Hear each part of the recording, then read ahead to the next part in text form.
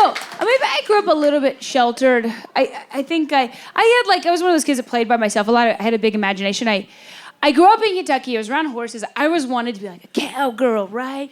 But my cousins always made fun of me because they were a lot more country than me. They said I was a city kid because I grew up on a cul-de-sac. And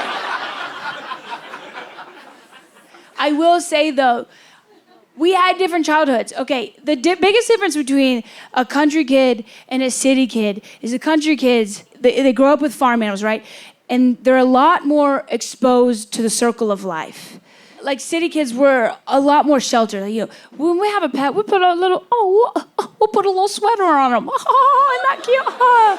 And country kids, they put butter on theirs. And they eat it, okay? Country kids, they see death before breakfast.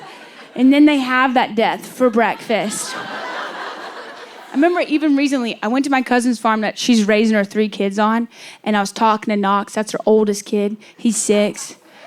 He's telling me how he's helping his daddy with the baby calves. And I was like, whoa, that's so cool, Knox. What are you doing? You helping feed bottles? And he goes, no, I gotta throw rocks at the buzzards.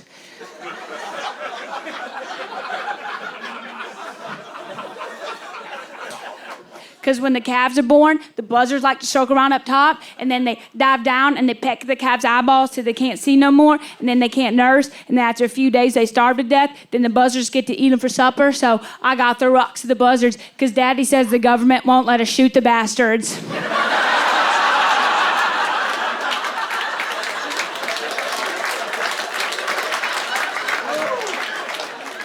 I was like, yeah, I get it. No,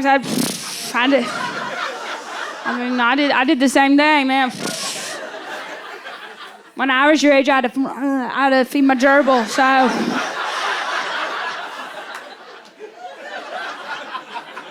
And one time it disappeared, and my mom was like, don't worry, you just gotta shed its winter coat. And sure enough, next day it reappeared, a whole new color.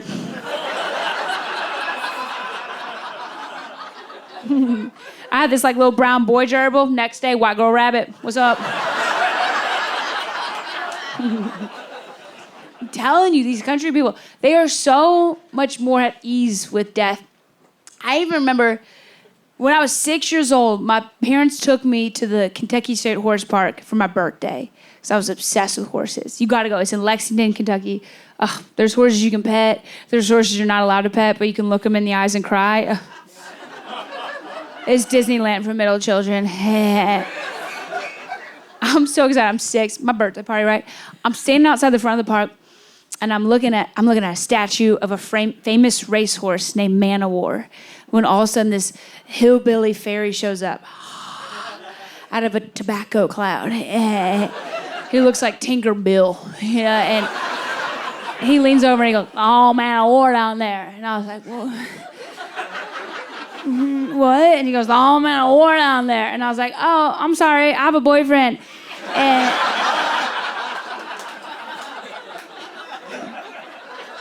he goes, "No, the whole Man O' War is buried down there." He goes, "Usually when horses die, we gotta chop them up." And I was like, "Oh, I'm 6. I know I'm a big kid now, but this is day 1, so that's a lot to take in." And he just doubles down. He goes, "Usually we cut out the heart and hooves and just bury that. Represent spirit and the speed." And I was like, "Oh, did my mom hire you for the party?"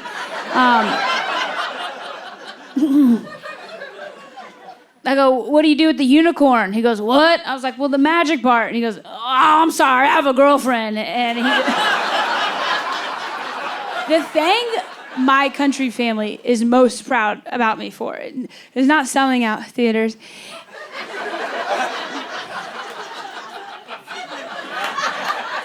I see you. It's a rat.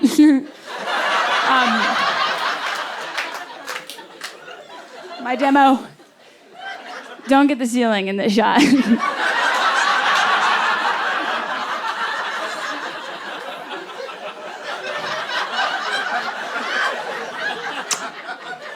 No, I'm very rich. I'm very successful. This is actually just a fundraiser